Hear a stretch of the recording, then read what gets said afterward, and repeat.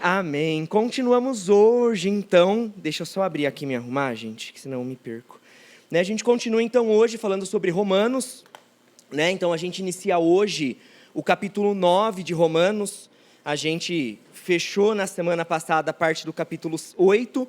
Daí a gente inicia hoje no 9. Então, a gente vai falar um pouquinho sobre Israel, as maldições e as bênçãos da aliança. E a gente vai, então, iniciar lendo, Romanos 9. Vai ser curtinho o texto de hoje, do versículo 1 até o versículo 5. Então, aqui na nova versão, Nova Almeida atualizada. Digo a verdade em Cristo, não minto, e a minha consciência confirma isso por meio do Espírito Santo. Sinto grande tristeza e tenho incessante dor no coração, porque eu mesmo desejaria ser amaldiçoado, separado de Cristo, por amor de meus irmãos, meus compatriotas segundo a carne. São israelitas. A eles pertence a adoção, assim como a glória, as alianças, a promulgação da lei, o culto e as promessas. Deles são os patriarcas e também deles descende o Cristo, segundo a carne, o qual é sobre todos, bendito para sempre. Amém. Paulo aqui ele dá uma introdução a esse próximo bloco, dentro de Romanos. Paulo ele vai continuar falando da aliança. No capítulo de 5 a 8, Paulo ele anunciou várias bênçãos que a nova aliança em Cristo trouxe para nós e as mudanças que vieram a partir dessa nova aliança que Cristo, graças a Deus, trouxe e iniciou. Mas aí do capítulo de 9 a 11, Paulo então vai falar das maldições da aliança também, enfim, da mudança que teve de aliança. E aí então, a gente vai lembrar um pouquinho só dessa estrutura de 5 a 8. No capítulo 5, de forma bem breve que a gente vai falar, a gente viu essa nova aliança em Cristo, um novo Adão, que nos justifica pela fé e nos dá paz com Deus. Então nós, filhos de Adão, pecadores que somos, fomos então justificados por Cristo e hoje temos paz com Deus. No capítulo 6, Paulo fala sobre nossa morte e libertação do pecado, vivendo uma nova vida com Deus pela graça, então bênçãos da aliança. No capítulo 7, nós vemos essa liberdade por Cristo. Hoje, não somos mais escravos da lei, mas vivemos, agora então, como libertos, essa batalha dentro de nós, o velho homem contra o novo homem. Às vezes a gente quer fazer umas coisas que não faz umas coisas que não deveria, mas graças a Deus e a Jesus, com o Espírito dentro de nós, que nós podemos viver uma nova natureza em Jesus Cristo. No capítulo 8, então, nós vimos como a bênção da nova aliança nos dá segurança da nossa vitória, como o Espírito Santo intercede por nós. Ou seja, nesse primeiro bloco de 5 a 8, Paulo falou de várias bênçãos que essa nova aliança em Cristo trouxe para as nossas vidas. E Paulo fecha de uma forma maravilhosa, lá em Romanos 8, 37, em todas essas coisas, porém, somos mais que vencedores, por meio daquele que nos amou. Porque eu estou bem certo que nem a morte, nem a vida, nem os anjos, nem os principados, nem as coisas do presente ou do porvir, nem os poderes, nem a altura, nem a profundidade, nem qualquer outra criatura poderá nos separar do amor de Deus, que está em Cristo Jesus, o nosso Senhor. Então, nessa nova aliança, nós fomos predestinados, chamados, adotados, justificados, glorificados, já, mas ainda não totalmente, e capacitados pelo Espírito Santo nesse processo de santificação. Nessa nova aliança, nós somos amados por Deus. Paulo apresenta tudo isso nessas últimas semanas, e um pouquinho do ano passado, que a gente viu. No capítulo de 9 a 11, pessoal, então, Paulo vai mudar um pouquinho o tom da conversa dele. A gente vai ver só uma estrutura bem simplificada para a gente entender um pouquinho dos próximos capítulos, como é que serão. De Romanos 9, de 1 a 5, Paulo dá a introdução dessa questão das maldições da aliança. No capítulo 9, do 6 ao 29, Paulo vai falar das promessas de Deus, que essas promessas a Israel não falharam. De 9 a 30 a 11 e 10, um pedação de texto, Paulo vai falar que os gentios estão incluídos na promessa, e depois no final, no capítulo 11, de 11 a 32, Paulo fala da futura restauração espiritual de Israel, e fecha o restinho do capítulo 11, do 33 ao 36, com a doxologia, ou seja, louvor e adoração a Deus. Em Romanos 9, de 1 a 5, pessoal, que é essa abertura desse bloco, que Paulo está falando dessa outra parte da aliança, Paulo então vai apresentar, né, nesse comecinho, a incredulidade e a infidelidade de Israel. Então, no passado, eles desfrutaram as bênçãos da aliança, mas agora eles estão debaixo de uma maldição por haverem rejeitado a Cristo, né? Então Israel desfrutava de bênçãos, mas essas bênçãos deram lugar às maldições que eles estavam vivendo, exatamente porque nessa mudança de aliança eles não reconheceram Cristo como Senhor, né? E então não entraram debaixo dessa nova aliança. Paulo expressa também, dentro dessa introdução, o seu desejo de poder trocar de lugar com o povo de Israel, né? Tomar de bom grado as maldições, em vez de elas recaírem sobre seus compatriotas israelitas. Então a gente vê esses dois contrastes dentro desse comecinho de Romanos 9, né? Israel, que estava nas bênçãos do passado, mas que vivia na maldição do presente, e o desejo de Paulo de poder fazer alguma coisa, e ele mesmo tomar essas maldições para ele, no lugar dos seus compatriotas israelitas. Essa continuidade, pessoal, da carta de Romanos, ela é muito importante, porque ia ser um finalzinho show de bola, aquele de Romanos 8 que a gente leu. Paulo fala de todas as bênçãos da nova aliança, fala que nada vai nos separar e termina de uma forma triunfal. Mas isso poderia dar, de uma certa forma, um entendimento que, já que existe uma nova aliança, já que tem todas as bênçãos da nova aliança e Israel está fora, então Deus não tem mais nada com Israel. Aquela antiga aliança já não serve mais para nada. As promessas que foram feitas naquela aliança já não têm mais poder algum. E aí viria alguns outros questionamentos. Se Deus abandonou o seu povo do Antigo Testamento, com o qual ele tinha uma aliança, qual era a garantia que nós teríamos que ele também não abandonaria a aliança com a sua igreja, né, nessa nova aliança? Deus mantém as promessas com Israel. É isso que a gente vai ver nessa continuidade, né? Do mesmo modo que nós também podemos confiar que ele mantém as promessas dele conosco. A gente vê no Antigo Testamento algumas promessas de restauração de Israel, né? Então, dentro dessas promessas que são verotestamentárias, que são do Antigo Testamento, elas continuam existindo, e sim, Deus ainda tem alguma obra para tratar com Israel. Deus ainda tem alguma coisa com esse povo. A gente vai ver isso no desdobramento de Romanos. Não foi simplesmente agora, vira a página, corta tudo, esquece, vamos começar de novo, errado. Né? Começa de novo, né? Então às vezes a gente faz isso quando a gente erra em algumas coisas, né? Não, começa de novo, né? Joga tudo fora e começa de novo, né? Queimou arroz, joga fora. Não, e Deus não fez isso. Deus simplesmente não cortou o povo de Israel, mas ele tem um propósito com esse povo, apesar, né, dessa incredulidade que hoje eles vivem em relação ao Messias.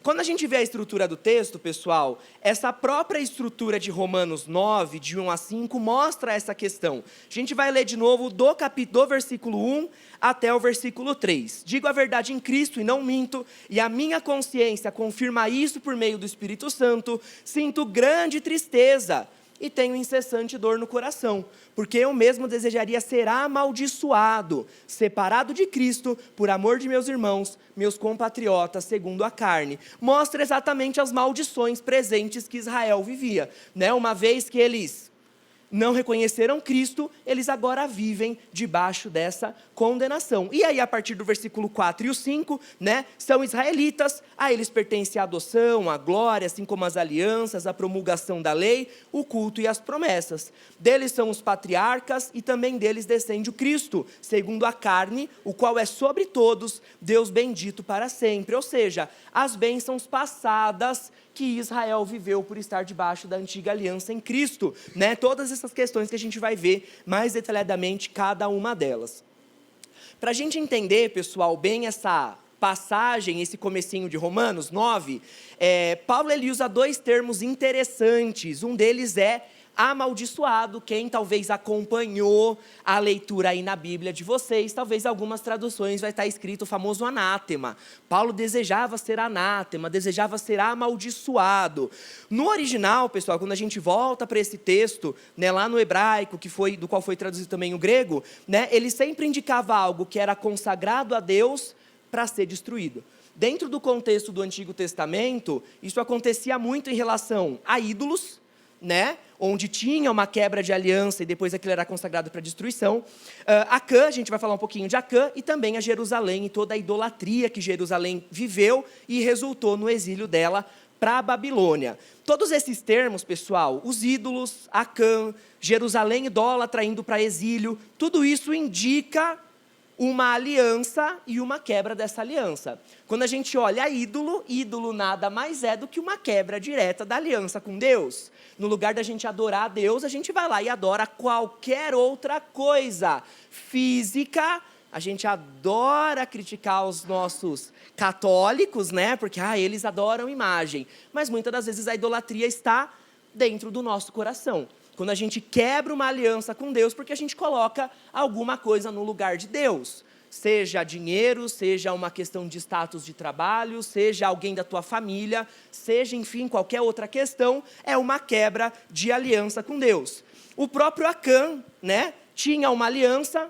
Deus determina que quando Jericó fosse destruída, queima tudo. Acã vai lá com os filhos, pega uma capa, pega umas pratinhas, porque ninguém ia dar conta, né? E ninguém ia dar falta. E aí depois, essa quebra de aliança resultou na própria morte de Acã, da sua família, e todo um ritual para depois ter uma restauração de aliança. E quando a gente vê também a própria idolatria de Jerusalém, né? Onde a gente vai vendo, depois que o reino foi dividido, por exemplo, que todos os reis de Israel, todos eles, né, foram longe do Senhor, e também da próprio reino de Judá, a maioria dos reis fez o que era contrário a Deus, e aí culmina no exílio de ambos. Então a gente vê que todo esse termo, quando a gente fala amaldiçoado ou anátema, era algo que estava, né, dedicado ao Senhor, mas que teve uma quebra de aliança e então passa por uma destruição, né? Paulo lá em Romanos 9:3 fala, porque eu mesmo desejaria ser amaldiçoado, né? Então Paulo desejava receber essa maldição. Uma vez que quando tem a maldição, a gente vê lá no contexto do Antigo Testamento, sempre resultava em destruição, exílio, né? Paulo desejava receber essa maldição ele mesmo no lugar dos seus compatriotas. E no versículo 4, pessoal, é interessante que Paulo usa o termo israelitas. Então ali Romanos 9, o finalzinho do 3 e o comecinho do 4. Meus irmãos, meus compatriotas segundo a carne são israelitas. O termo israelitas, ele foi, né, primeira vez usado para Jacó, quando Deus muda, né, lá no vale, o nome de Jacó para Israel, e depois para designar o povo das 12 tribos. Mas esse termo para de ser usado quando o povo basicamente vai para o exílio, e depois do exílio eles passam a ser chamados de judeus. Então, de certa forma, quando Paulo usa em Romanos de 9 a 11, né, nesse bloco de capítulos, predominantemente o termo israelitas, é isso que ele está querendo trazer na memória daquele povo. Olha, é lá atrás, quando Deus fez uma aliança com vocês, né, ali as alianças nacionais que Deus fez com aquele povo, né, Paulo está querendo trazer a eles essa memória, né, de que eles são parte de uma aliança com Deus e que eles não foram, de toda forma, lançados fora. Então, esse é basicamente um contexto, e daí a gente vai trazer alguns ensinamentos e aplicações para as nossas vidas que a gente pode ter a partir dessas questões que Paulo traz. A gente vai trabalhar em 2 temas principais. Primeiro as maldições presentes e depois as bênçãos passadas, e aprender um pouco sobre o que Paulo trouxe e como que isso pode, de uma certa forma, impactar as nossas vidas e trabalhar também nas nossas vidas. O primeiro ponto, pessoal, as maldições presentes, a gente vai pela 3ª vez ler Romanos 9, do versículo 1 ao versículo 3, que Paulo fala: digo a verdade em Cristo, não minto, e a minha consciência confirma isso por meio do Espírito Santo. Sinto grande tristeza e tenho incessante dor no coração, porque eu mesmo desejaria ser amaldiçoado, separado de Cristo, por amor de meus irmãos e meus compatriotas segundo a carne. Aqui Paulo ele apresenta, né, uma profunda preocupação com os seus compatriotas israelitas. De uma certa forma, é meio que uma justificativa de Paulo. Na época, provavelmente, ele era acusado de ser antijudeu, porque ele mesmo fala que o ministério dele era com os gentios. Ele, por vários momentos, né, ele vai dizer que a salvação ela é exclusivamente pela fé, Então, por exemplo, a circuncisão não era mais um ato a ser realizado. E o Paulo defende essa questão de não ser mais necessária a circuncisão. Então, para aqueles que de alguma forma o acusavam de ser antijudeu, ele está ali mostrando a sua preocupação e indicando essa preocupação. E ele traz essa preocupação, pessoal, de uma forma interessante, porque ele deixa bem claro a veracidade, como ele era verdadeira a preocupação dele. Volta só um pouquinho no versículo, pessoal, por favor, no telão. Quando a gente vê que Paulo fala, ele começa, digo a verdade, ele já traz uma afirmativa, olha, eu estou falando a verdade. E eu não minto, ou seja, ele está negando que ele estivesse falando qualquer mentira. E a minha consciência confirma isso por meio do próprio Espírito Santo. Né? Então ele fala, e quem sela as minhas palavras, eu estou ali a gente às vezes fala de coração aberto, Deus como testemunha, né? Paulo estava falando, olha, eu sou sincero ao dizer essa preocupação que eu tenho com vocês. Paulo também fala sobre a intensidade dessa preocupação, uma grande tristeza e uma incessante dor no coração. Paulo amava aquele povo, Paulo era compatriota, né? Paulo ele era judeu e depois que ele se converteu a Cristo, então eles eram irmãos, né? Até falando em nacionalidade nessa questão. Então Paulo ele tinha uma grande tristeza, uma incessante dor no coração, porque ele sabia qual era a maldição que repousava sobre eles. Né? E o motivo, né, que fica aqui implícito, que era o fato de Israel não ter aceito Jesus como o Messias, e logo eles não estavam debaixo dessa nova aliança, que é única e exclusivamente pela fé em Cristo Jesus. E Paulo, então, ele vai dizer o que ele estava disposto a fazer para, de alguma forma, resolver essa situação, no Romanos 9:3, porque eu mesmo desejaria, e eu deixei grifado aqui esse desejaria, ser amaldiçoado, separado de Cristo, por amor de meus irmãos, meus compatriotas, segundo a carne. É interessante que esse desejaria aqui de Paulo, pessoal, quando a gente traz o original e traz para o português, esse desejaria, ele é o futuro do pretérito, né? A gente vai entender o que é o futuro do pretérito. Desejaria, por exemplo, na Nova Almeida Atualizada, Almeida Revista Atualizada, a João Ferreira Almeida, a NVI, algumas outras traduções está o poderia desejar, né, na Almeida Revista e Corrigida e na nova tradução da linguagem de hoje. E a NVT, a nova versão transformadora, estaria disposto. Todos esses verbos, pessoal, desejaria, poderia, estaria, todos eles são o futuro do pretérito. Ou seja, para uma coisa acontecer no futuro, depende de uma coisa acontecer no passado. O futuro está condicionado ao passado. Eu viajaria se eu ganhasse na Mega Sena.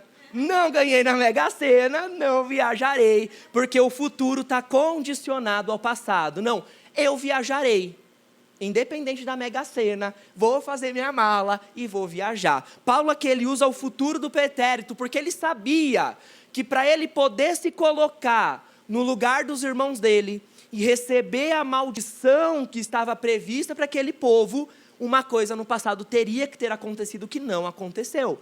Jesus Cristo veio, morreu, ressuscitou para nos dar a salvação, que é um ato individual.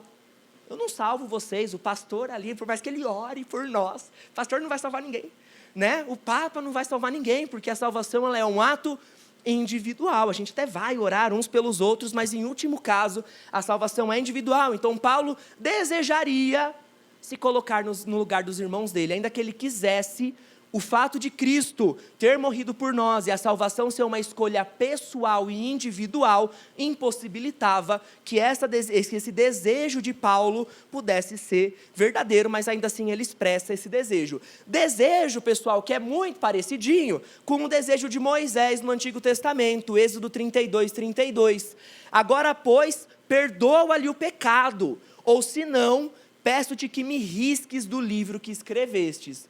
Moisés tinha subido para o monte, estava lá recebendo as tábuas com os 10 mandamentos, nos 40 dias que ele ficou lá, e aí o povo, liderado por Arão, faz um bezerro de ouro, adora o bezerro de ouro, e aí então a ira de Deus se acende contra a nação, e Deus fala para Moisés, eu mato todo mundo, e a partir de você eu faço uma nação nova. Né? A promessa de Deus continuaria. Moisés, descendente de Abraão, a promessa se continuaria, a promessa estaria de pé. E aí, então, Moisés ora e intercede pelo povo e fala, mas Deus, aí o povo vai falar que você tirou o povo do Egito, e aí não conseguiu sustentar, então matou todo mundo. Enfim, Deus decide não matar o povo, Moisés desce, né, do monte, acontece um monte de coisa, e antes de Moisés subir de novo, né, para o monte para receber a segunda edição da carta, né, das tábuas, aí Moisés então ora pelo povo e fala, então Deus, perdoa-lhes o pecado, ou se não, peço-te que me risques do livro que escreveste. Se o Senhor vai matar eles, me mata também. Se eles não são mais o teu povo, eu não quero mais ser teu povo também. Então, da mesma forma que Moisés, Paulo se coloca e expressa esse desejo de se colocar no lugar daquele povo que sim tinha pecado, né? Então a gente vê esse paralelismo, né? Na antiga aliança, Moisés no Êxodo, por uma quebra de aliança pelo bezerro, né? Moisés se coloca nesse lugar, e agora Paulo, né? Na nova aliança em Romanos, com a quebra de aliança da rejeição de Cristo. Em ambos os momentos foi quebra de aliança. No Antigo Testamento, bezerro, agora, né, a não aceitação de Cristo como Messias, e a gente vê Paulo, né, e Moisés se colocando nesse momento. A mesma questão, pessoal, quando a gente vê, né, pegando ali de novo aquela questão do anátema, né, na idolatria, né, nos ídolos, em Acã, na própria idolatria de Jerusalém, que é essa quebra de aliança, Paulo, né, mostrando para a gente como ele desejava se colocar no lugar e receber, né, a maldição no lugar do seu povo, ainda que, em última instância, ela não fosse possível. Mas uma coisa interessante de Paulo, pessoal, e isso é recorrente nas cartas dele, é a profunda preocupação que Paulo tinha com as pessoas. Sejam os israelitas, né? Romanos 9:2, sinto grande tristeza, tenho incessante dor no coração, porque eu mesmo desejaria ser amaldiçoado, separado de Cristo, por amor de meus irmãos, meus compatriotas na carne, seja pelos gentios, aqueles que não eram, né, israelitas, mas que também não tinham a Cristo. 1 Timóteo 2:7, para isto, né, e o isto era testemunhar Cristo como nosso único mediador entre Deus e os homens, para isto eu fui designado pregador e apóstolo, afirmo a verdade, não minto, mestre dos gentios na fé e na verdade. E com os próprios cristãos, em Gálatas 4:19, meus filhos, por quem de novo estou sofrendo as dores de parto, até que Cristo seja formado em vocês. De uma certa forma, tinha uma preocupação, e um zelo, e um cuidado, e uma comoção, não sei que sentimento expressaria aquilo de Paulo, uma preocupação pelas pessoas que de uma certa forma ou estavam sem Cristo, e ele sabia qual era o destino final dessas pessoas, ou por aqueles que já tinham aceitado a Cristo, mas para que evoluíssem, que crescessem e tivessem uma maturidade na fé. Especificamente aqui no caso, né, dos seus compatriotas israelitas, né, fica bem claro, inclusive, por ele querer morrer e receber as maldições no lugar deles. Isso me faz lembrar uma frase que eu gosto bastante do Vitor Fontana, que é um teólogo, e ele fala assim: a salvação ela é individual, mas ela não é individualista. E às vezes a gente esquece essa questão, não, porque eu estou salvo, graças a Deus, por Jesus Cristo, que um dia me alcançou, e minha vaguinha lá em cima está garantida, né? E a gente esquece que tem outras pessoas que talvez ainda não ouviram ou não receberam esse Cristo. E a gente esquece que tem muitas outras que já receberam, mas que precisam amadurecer, que precisam crescer, e que precisam se desenvolver na fé. E aí é que vem a essa pergunta: qual é a nossa preocupação com essas outras pessoas que estão além de nós? Eu trouxe esse tema no grupo familiar dos jovens, um tempo, acho que uma semana atrás. E aí eu queria que vocês passassem a próxima imagem. Eu não sei se vai estar muito bem para ver, né? Se puder até apagar um pouquinho, só para ficar um pouco mais legível a imagem. Foi uma pesquisa feita em 2023 e perguntaram se as pessoas confiam ou não nas seguintes instituições. E nós está lá embaixo. Igreja evangélica, 73% dos entrevistados não confiam na igreja evangélica. Nós só ganha do Congresso. A gente perde para as prefeituras, para o Exército, para o Banco Central, para o governo, para a Igreja Católica, para a Polícia Civil, para o STF, para as polícias militar e federal. Pode ligar, meu irmão, por favor. Né? Mas foi uma pesquisa que saiu. Claro que tem um universo amostral, essa pesquisa, não vai representar o Brasil inteiro, mas representa uma parcela da população, que para essa parcela, 73% delas não acreditam ou não confiam na igreja evangélica. Não acreditam em nós, igreja evangélica do Senhor. Né? Ah, mas isso é perseguição da igreja. Isso é perseguição contra a igreja. Isso aí é um povo que não acredita na igreja, e que falou que a gente ia ser perseguido, e é por isso que uma pesquisa dessas vai com esse resultado. Será que nós não damos motivo para o povo não gostar da gente? Né? Será que a gente não tem vivido algumas coisas, e principalmente hoje, que a internet abriu as portas de muitas igrejas, e aquilo que ficava fechado dentro de 4 paredes foi aberto. Né? De várias igrejas, não só da evangélica, algumas doutrinas meio estranhas começaram ali a aparecer. E quando a gente vê algumas coisas, pessoal, esse evangelho que cada vez mais tem crescido, que é um evangelho para nós mesmos. Algumas décadas atrás mais forte, o evangelho da prosperidade, ainda que ele ainda é bem forte, e hoje o tal do evangelho coaching, ou um evangelho instagramável, onde a única função de Deus é te fazer bem e feliz.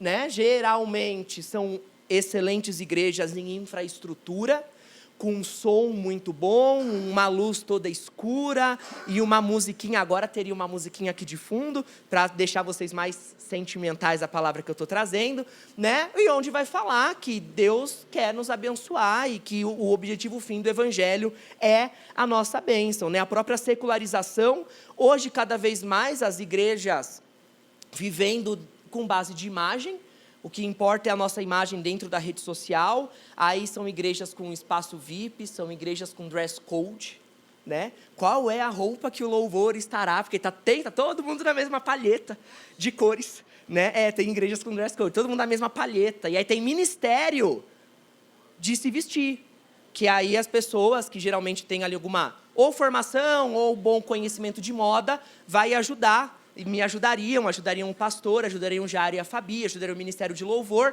a se vestir de uma forma melhor, para servir melhor. Pastores usando grife, gente. Quem não viu já aí um pastorzinho de Gucci, de Prada, dirigindo Ferrari, né? Enfim, fazendo viagens milionárias para o exterior. O próprio envolvimento com a política. Quantas vezes em eventos que não sobem um pastor, que do lado de um pastor está lá um político, porque agora este político, o ungido de Deus, é ele que vai resolver os nossos problemas. Né? Então, todas essas questões, que é um evangelho, em último caso, para nós mesmos. Ou vai dizer que o envolvimento político da igreja não é porque, de uma certa forma, a igreja, ou a figura do pastor, ou do líder daquela igreja, não quer uma determinada fatia do poder. Eu coloco o político que entende as minhas demandas e ele aprova aquelas demandas que eu necessitar. Então, de uma certa forma, pessoal, quando a gente olha em alguns momentos hoje, a gente vê um evangelho para nós mesmos. É um evangelho para me fazer bem, e aí você vê várias pessoas que... Rede social, por exemplo, a rede pessoal lá, o Instagram da pessoa, ou o que for, é um misto. Ora a pessoa está na balada, ora a pessoa está bebendo e enchendo a cara, né, o beber no excessivo, ora a pessoa está fazendo isso ou aquilo, ora a pessoa está com uma roupa completamente indecente, ora ela aparece de joelhos dentro de uma igreja, louvando e agradecendo a Deus, e aí está tudo bem, porque a conta equilibrou. Né? Eu faço umas coisas aqui, depois eu venho para a igreja, né? E a gente vive esse evangelho para nós mesmos. Né? É uma igreja que eu vou lá, toma uma pílula da consciência, limpa tudo, e aí depois a gente volta para viver a vida do jeito que a gente quer. E é esse evangelho, muitas das vezes, que vem sendo pregado, esse evangelho onde o fim dele somos nós mesmos. E quando a gente vai ver o evangelho, na verdade, é um evangelho que o eu não importa tanto. Deus nos ama, Deus nos amou tanto a ponto de nos salvar, mas quando nós somos salvos, o eu, para mim mesmo, muitas das vezes não acaba sendo foco. E aí eu trouxe alguns versículos para a gente relembrar isso, ele não está nem aqui no meu esboço, porque eu queria que alguns de vocês, ele vai aparecer no telão, lessem esses versículos para a gente. O primeiro deles é o grande mandamento, em Mateus 22, alguém que quiser ler, vai aparecer aqui na tela, fiquem à vontade. Só que tem que ser alto, gente. Vamos lá, vamos lá.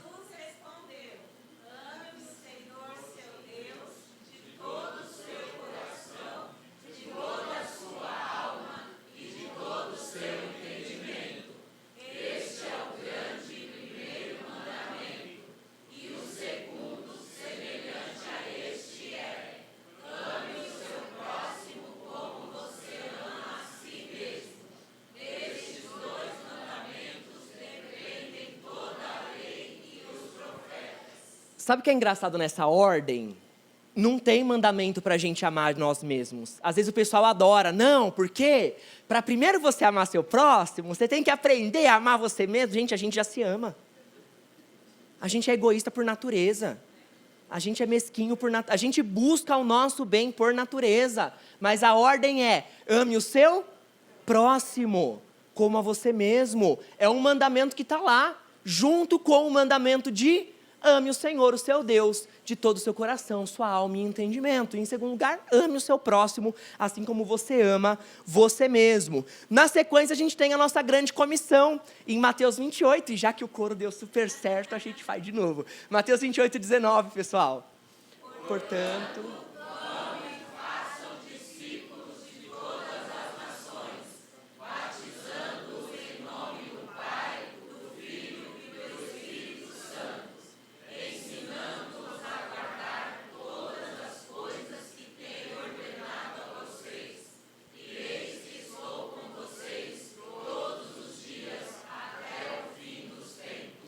É isso, pessoal. Antes de Jesus subir, ele achou que uma das coisas mais importantes, ou talvez a mais importante para a gente, fosse a nossa grande comissão. Levar o evangelho e falar ao outro. Próximo ponto, a nossa verdadeira religião, que está em Tiago 1. Todo mundo. Pura estima.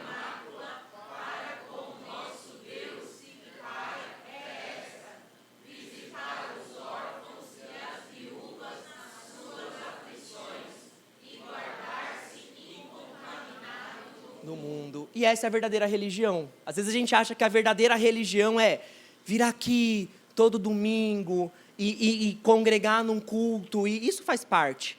Mas faz parte não porque a gente acredita que o estar aqui vai nos liberar uma bênção especial, que se a gente não vier, mas a gente está aqui porque a gente, salvos por Deus, entendemos que é importante estarmos aqui. Mas a verdadeira religião para Tiago é que a gente visite os órfãos, visite as viúvas. De novo, gente, o foco está no outro. Quando o pastor Almir ele vem e ele fala de dízimo, a gente dizima não porque a gente entende que a gente está comprando uma bênção de Deus, mas a gente dizima porque a gente agora entende que Deus tem nos abençoado tanto, e que se nós somos chamados para em generosidade entregar, se nós estamos entendendo que o que é nosso não é só nosso.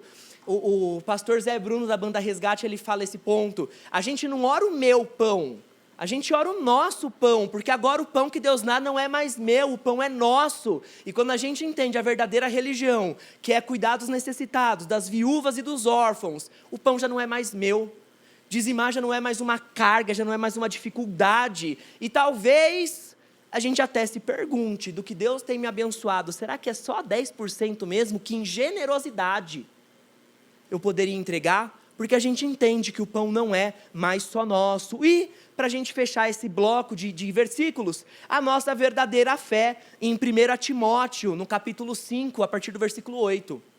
Se alguém não tem cuidado dos seus, e especialmente da própria casa, esse negou a fé e é pior do que o descrente.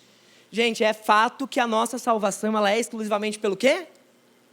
Pela fé em Jesus Cristo. E a verdadeira fé, pessoal, como a gente vai ver aqui Paulo falando em Timóteo, vai resultar em cuidarmos uns dos outros. É interessante que quando a gente olha o grande mandamento de Cristo, a nossa grande comissão, o que Tiago vai tratar como a verdadeira religião, o que Paulo vai dizer como sendo parte integrante de uma fé verdadeira, em momento nenhum é para a gente. Em momento nenhum é a bênção para a gente, em momento nenhum é a vitória para a gente, em momento nenhum é a conquista para a gente, em momento nenhum é a bênção para a gente, mas sempre vai ser para o outro, sempre vai ser para nós. E é muito o que a gente vê Paulo desejando e vivendo, seja em relação aos seus compatriotas israelitas, desejando morrer no lugar deles e receber a maldição para que aquele povo recebesse a bênção, quando ele se coloca como o apóstolo e mestre dos gentios, quando ele se coloca, como aquele sofredor de dores de parto, até que Cristo fosse formado nos Gálatas, é isso que a gente vê em Paulo, e é esse o desejo, e é isso que tem que ter dentro dos nossos corações. E aí vem qual é a nossa responsabilidade. Se 73% das pessoas não gostam muito da igreja evangélica, a gente tem responsabilidade nisso. Eu acho muito bacana a oração de Daniel, em Daniel 8, se não me falha a memória, quando ele descobre que a profecia de Jeremias dos 70 anos de exílio estava se cumprindo, e Daniel, o mesmo Daniel que saiu da cova dos leões, o mesmo Daniel que interpretou sonhos, o mesmo Daniel que orava ali as 3 vezes por dia, ele se coloca na oração: Deus nos perdoa, porque nós temos pecado. Nós temos pecado. Desses 73%, nós fazemos parte disso. Se nós nos dizemos Igreja de Cristo e fazemos parte da igreja evangélica no Brasil, é parte da nossa responsabilidade e também é parte de nós pensarmos o que nós temos feito para mudar isso. Talvez no nosso pequeno universo de influência, mas é a responsabilidade que a gente possui. E João 13:31, quando Judas saiu, Jesus disse: eu lhes dou um novo mandamento, amem vocês uns aos outros, assim como eu os amei, e Cristo nos amou morrendo por nós, que também vocês amem uns aos outros. Nisto todos conhecerão que vocês são, nisso, quando a gente amar uns aos outros, todos conhecerão que vocês são meus discípulos, se tiverem amor uns com os outros. Aí, no culto de domingo, a gente mal consegue, quando o pastor pede, virar para o irmão que está do nosso lado e dar um boa noite. E a gente diz que ama esse irmão. A gente mal consegue, isso é uma coisa bacana nas reuniões de oração. Toda reunião a gente abraça todo mundo. Toda reunião. E não é para ser uma dificuldade, porque é o mesmo irmão que a gente declara amar. E aí, se a gente não consegue amar os de dentro, gente, como é que a gente vai amar os de fora? Ontem, no grupo familiar dos jovens, a gente fez um debate se a Bíblia ela era aplicável para os dias de hoje ou não. E parte defendia, parte atacava. Me botaram no grupo que atacava. E eu sei ser chato, intencionalmente, não intencionalmente. E aí, num determinado momento, depois a gente conversando e tudo mais, foi um ponto que o Vini ele trouxe para a gente.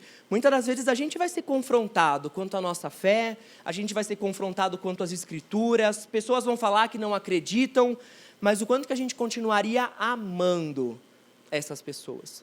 O pastor Almir citou Portas Abertas, que trata dos irmãos perseguidos, irmãos que morrem por não negarem a Cristo, e muitas das vezes você vê ali que continuam amando aquelas pessoas e, enfim, poderiam só ter negado a Cristo. A gente vê Estevão, no final da vida dele, pedindo para que Deus os perdoasse. Então vem esse cuidado que a gente tem que buscar de amar, assim como Paulo se colocava nessa vontade, que a gente também busque, em nome de Jesus, amar uns aos outros e sermos mensageiros dessa boa nova para todos, em nome de Jesus. O segundo bloco, pessoal, para a gente falar, são as bênçãos passadas. Romanos 9:4, são israelitas. A eles pertence a adoção, assim como a glória, as alianças, a promulgação da lei, o culto e as promessas. Deles são os patriarcas, deles também descende o Cristo, segundo a carne, o qual é sobre todos, Deus bendito para sempre. Amém. Então aqui eu até deixei taxadinho os 8 tópicos que Paulo ele vai trabalhar, que foram as bênçãos de Israel relacionadas à antiga aliança. Então, a adoção, o fato de como os israelitas eles eram filhos de Deus, a glória, muito ligado à glória que se manifestava no tabernáculo e no templo, com a glória de Deus que enchia aquele lugar, as alianças, não só a aliança que toda a humanidade está, por exemplo, a aliança com Noé, mas algumas alianças nacionais. ligadas a Abraão, Moisés, Davi e depois a própria aliança de restauração que aquele povo receberia. A promulgação da lei, né, que era a carta patente da aliança, e é na verdade a lei que era uma bênção, lá em Êxodo 19:5, eu não coloquei aqui, mas que fala, né, agora pois, se ouvirem atentamente a minha voz e guardarem a minha aliança, vocês serão uma propriedade peculiar dentre todos os povos, porque a terra é minha, vocês serão para mim um reino de sacerdotes e uma nação santa. Então a lei que eles recebiam nunca foi algo ruim. O culto, que era a adoração no templo, envolvendo sacrifício, louvores e oração. As promessas, né? Então as promessas feitas ao patriarca que chegava até o Messias, os próprios patriarcas que vinham, né, dessa origem dos israelitas, e o próprio Cristo, que era judeu, descendente dos patriarcas. E aqui é interessante, pessoal, que Paulo coloca, né, Cristo segundo a carne, o qual é sobre todos Deus bendito para sempre, né? Então aqui Paulo, ele coloca de forma bem clara, nessa linhagem dos patriarcas, que descende o Cristo, que é Deus bendito para todo sempre. Aqui Paulo faz questão de deixar bem clara a divindade de Cristo, descendência dos patriarcas. Um outro fato interessante, pessoal, é que na ordem, a adoção, a glória, as alianças, e depois das alianças que vem a lei. Então Paulo, de alguma forma, estava também indicando o que Deus esperava, que aquele povo entrasse na aliança e obedecesse a lei pela fé, e não obedecer a lei pela lei em si. Romanos 4,13, a promessa de que seria herdeiro no mundo, não veio a Abraão ou a sua descendência por meio da lei, e sim por meio da justiça da fé, pois se os da lei é que são os herdeiros, anula-se a fé e cancela-se a promessa. E Romanos 2,29, porém judeu é aquele que o é interiormente, e a circuncisão é a do coração, e o Espírito é pelo Espírito, não segundo a letra. Então, mostra aqui de alguma forma que Deus esperava que o povo obedecesse também pela fé aquela aliança, e que não fosse simplesmente obedecer a lei para, na força do seu braço, obedecendo, vivesse uma espécie de legalismo, que era o que os judeus acabaram fazendo lá em Romanos 2,17, mas você que se diz judeu, confia na lei e se gloria em Deus. Então aqui mostra, pessoal, todas essas bênçãos que o povo de Israel vivia no passado, debaixo da antiga aliança, né? E aí também a gente vê como culminou o fato de, na nova aliança, eles não reconhecerem a Cristo como o Messias, e então agora eles viverem debaixo da maldição e não mais sob essa lei, sob essas bênçãos que eles viviam anteriormente. E isso também, da mesma forma, precisa trazer algum tipo de reflexão sobre as nossas vidas. A gente vê o povo de Israel que começou de um jeito e terminou de outro, né? E a mesma coisa, a gente tem que trazer isso para as nossas vidas, né? Um tema que eu pelo menos vejo dentro da minha bolha, né? Nossos mundos de rede social são bolhas, porque o algoritmo vai dando aquilo que a gente mais consome, né? Eu vejo às vezes muito debate sobre a possibilidade de perder salvação ou não, né? Quando a gente olha, por exemplo, para alguns que são calvinistas, que vão falar, não, uma vez salvo, salvo para sempre, né? Uma vez que eles serão preservados pela graça de Deus e permanecerão na fé. Ou seja, uma vez que você é salvo, salvo para sempre, o salvo vai ter atitude de salvo. A evidência da salvação genuína é uma vida transformada e perseverante na fé. Se um crente se afasta da fé e rejeita Cristo, isso indica que, na verdade, ele nunca foi salvo. Por outro lado, arminianos vão falar que sim, é possível um crente genuíno, que foi genuinamente salvo, perder a salvação, uma vez que a continuidade da salvação depende da continuidade da fé em Cristo pela graça de Deus. Então, se um cristão genuíno se afasta da fé e rejeita Cristo, ele pode, em última análise, perder a sua salvação por um ato de apostasia deliberada e intencionalmente. Mas quando a gente olha, pessoal, calvinistas que falam que a gente não perde a salvação, arminianos que falam que sim, podemos perder a salvação, apesar de qualquer divergência, o interessante é que em ambos sistemas teológicos, em comum, eles vão trazer a nossa responsabilidade de, com a graça de Deus, vivermos um processo de santificação. independente da doutrina ou do sistema teológico que nos apresentem, cara, santificação sempre vai ser uma coisa basilar da nossa fé. E se algum doido, varrido, vier falar alguma coisa diferente, aí a gente tem que desconfiar do que essa pessoa está falando.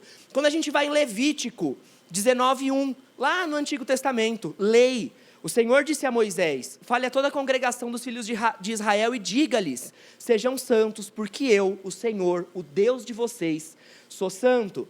Indo para o novo, palavras de Cristo, Mateus 5:8, Sermão do Monte: bem-aventurados os limpos de coração, porque verão a Deus. E no 48, portanto, sejam perfeitos, como é perfeito o Pai de vocês que está no céu.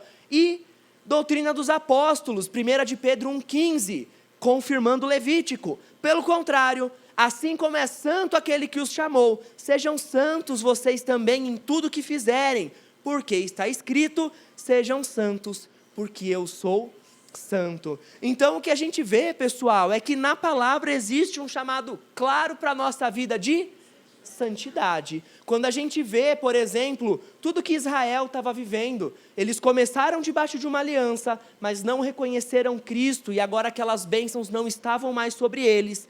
Da mesma forma, a gente tem que cuidar da nossa vida, né? A forma como a gente começou a caminhada e chegou aqui é importante? Claro que é. Se a gente entregou ou não nossa vida para Cristo, isso faz uma diferença total nessa terra e pós-terra. A forma como está o nosso processo de santificação vai fazer muita diferença. Como tem sido as nossas atitudes, palavras, a nossa conduta, a nossa consciência, né? Mas só que não é determinante para o nosso hoje ou para como será o nosso amanhã.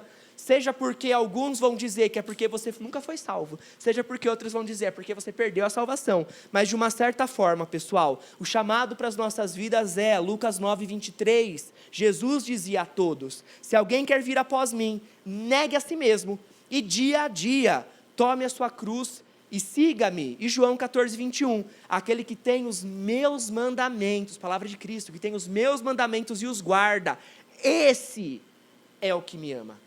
Né? Esse é o chamado que é para as nossas vidas. Assim como aconteceu com Israel, que viveram de bênçãos passadas e agora desfrutavam de uma maldição na nova aliança, que nós possamos olhar com atenção em como tem sido o nosso processo, a nossa conduta, a nossa vida, para que nós possamos, em nome de Jesus, buscar, negarmos a nós mesmos, tomarmos a nossa cruz, que nós possamos buscar essa santificação, assim como nos é proposto e nos é ordenado pela palavra, em nome de Jesus, para que a gente possa, em nome de Jesus, não para vivermos as bênçãos, porque apesar de tudo isso, Deus nos abençoa, porque Ele é maravilhoso, né? Mas para que a gente possa, em nome de Jesus, buscar agradar o nosso Deus, e para que a nossa conduta, de uma certa forma, não que seja para isso, mas que também resulte em isso, mudança nessa percepção de como as pessoas enxergam a igreja hoje, né? Mas que a gente possa colher em nossas vidas os frutos e possamos também levar esse evangelho com autoridade. A mesma coisa que eu, fumante, cigarrinho na mão, falasse: não fuma. Né? Às vezes a gente está querendo levar uma palavra que a gente não vive, que nós possamos, em nome de Jesus, buscar esse processo de santificação e buscarmos também, assim como Paulo, amarmos o próximo, amarmos o outro, seja de dentro da fé, seja de fora da fé, e que nós possamos, em nome de Jesus, viver para essas pessoas. Amém? Amém. Para a gente concluir, né? O povo de Israel era escolhido por Deus e viveram as bênçãos da aliança, incluindo a origem do Messias, que era judeu. E as promessas de Deus a Israel não falharam. Veremos isso nos próximos capítulos. Porém, as maldições da aliança permanecerão até que Israel reconheça que Jesus é o Messias. As bênçãos da nova aliança agora repousam sobre nós, a igreja. E eu queria terminar lendo um trechinho bem curtinho de Marvin Pate, que ele faz um paralelo, né, sobre esse trecho de Romanos com a igreja. Os cristãos são os filhos de Deus, ou seja, têm a adoção, têm dentro de si a glória de Deus, pelo Espírito Santo, participantes da aliança, tanto a abraâmica, mosaica, David, que é a nova aliança, fomos enxertados, né? Tem o Espírito Santo dentro deles, que os ajuda a obedecer, né? Adoram a Deus em verdade e em espírito, ou seja, o nosso culto a Deus, e tem a Jesus Cristo, a promessa dos patriarcas. As bênçãos da aliança hoje repousam sobre as nossas vidas, em nome de Jesus. Amém? Vamos orar então, em nome de Jesus. Senhor, meu Deus, Pai amado, eu quero te louvar, quero te agradecer, quero te exaltar, Deus amado, porque o Senhor é um Deus fiel. O Senhor tem cuidado de nós, a tua bênção tem sido sobre as nossas vidas, e o Senhor tem feito, Deus, muito além daquilo que merecemos, muito além, meu Pai amado, daquilo que como pecadores mereceríamos. Que as tuas bênçãos, meu Pai amado, continuem sobre nós. Que o Senhor nos fortaleça, meu Deus amado, para cada dia sermos perseverantes no processo de santificação. E que o Senhor derrame em nossos corações um amor verdadeiro e genuíno pelo nosso próximo. Sejam aqueles da família da fé, que congregam ou que fazem parte da igreja de Cristo, mas também aqueles, meu Deus amado, que ainda não te conhecem, que no nosso coração, um verdadeiro amor, assim como havia no coração de Paulo, possa queimar, a ponto de que nós não vivamos somente para nós, mas para que nós possamos, meu Pai amado, amar a essas pessoas como nós os amamos, que nós possamos levar o teu evangelho e fazê-los discípulos de ti, que nós possamos, meu Pai amado, nos importar com os órfãos, com as viúvas, os necessitados, e que nós possamos cuidar daqueles da família da fé, que nós possamos, Deus amado, em nome de Jesus, debaixo dessa aliança, não guardá-la só para nós, mas agora participantes, agora vivendo na tua graça, salvos em ti, que nós possamos, meu Deus querido, da mesma forma, levar essas boas novas, edificando os nossos irmãos, e em nome de Jesus, evangelizando e apresentando Cristo àqueles que não te conhecem. Nisso nós te pedimos e te agradecemos, que nós somos mais que vencedores em ti, pela tua palavra, Deus amado, nós te louvamos e te agradecemos. Amém.